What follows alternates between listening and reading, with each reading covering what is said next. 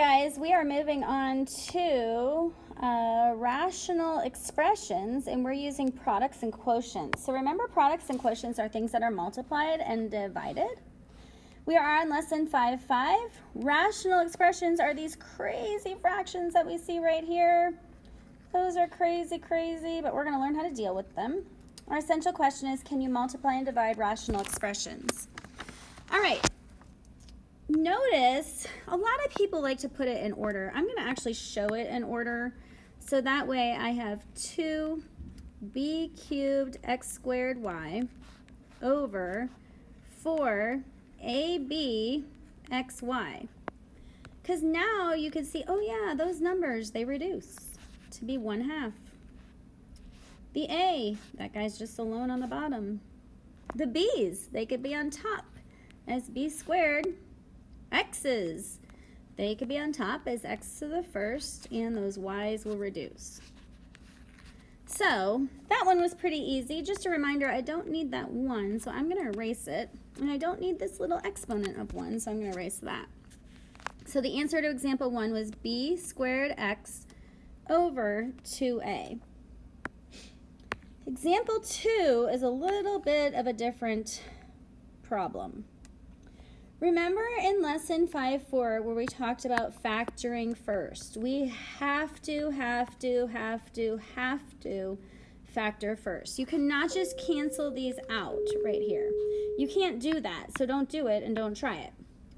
So we can take out, well, first of all, you're going to love this, that there's a factoring on the top left, bottom left, top right. The bottom right, there is no factoring. So there's a lot of factoring problems here, but we have to do it. So let's go for it. We can take out an a squared, and we have a minus 6 on the top left. On the bottom, I know the factors of -3 that add up to be 2 are a plus 3 and a minus 1. I know the factors of 1 that add up to be -2 are a minus 1, a minus 1. I'm going to write that twice in case any of those can factor and reduce. And a cubed, this guy can't factor, so that was kind of nice. Now I'm going to compile all of this. I hope I can do that. I'm going to have to shrink it up here. And I'm going to compile all of this into one so I can see it all together. So remember, this is saying, hey, we're going to take a squared times a minus 6 over a plus 3, a minus 1, and I'm going to multiply that by a minus 1 over a cubed.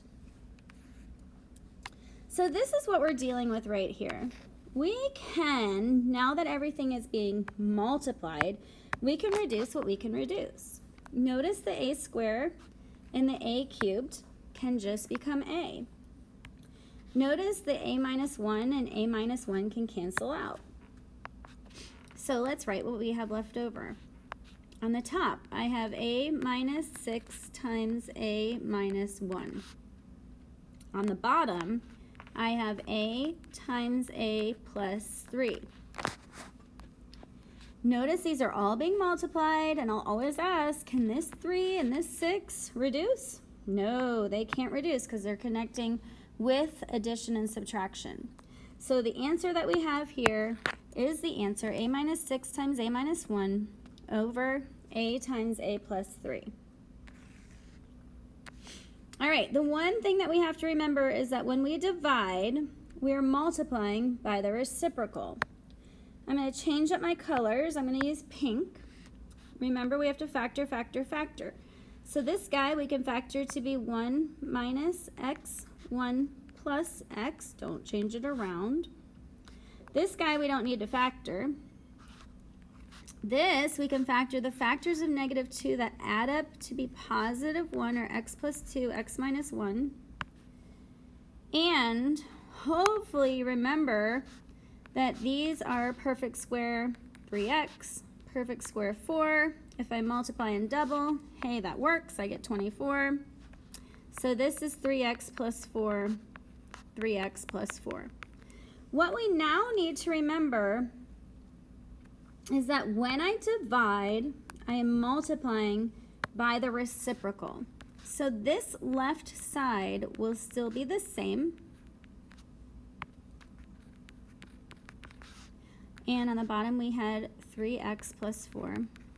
But notice now this is going to go to the top, and the top is going to go to the bottom. So I'm multiplying that by 3x plus 4, moving over again, sorry, times 3x plus 4.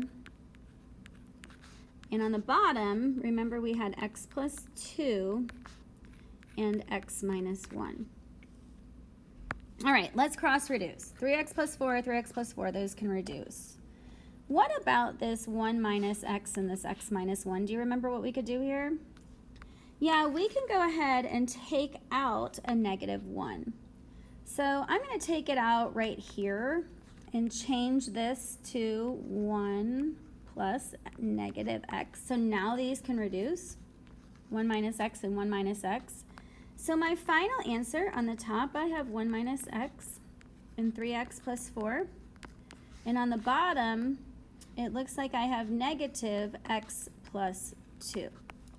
Now my question is, where can I put that negative? Remember the negative, right now I have it here. Oops, let me use purple again. Okay, but it's the same exact thing if you put it outside of the vinculum, which is the fraction bar.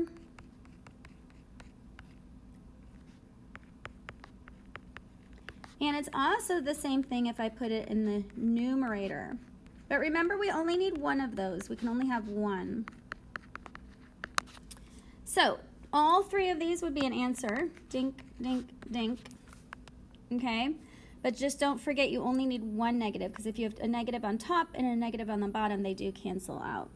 All right, great job. Don't forget to like and subscribe.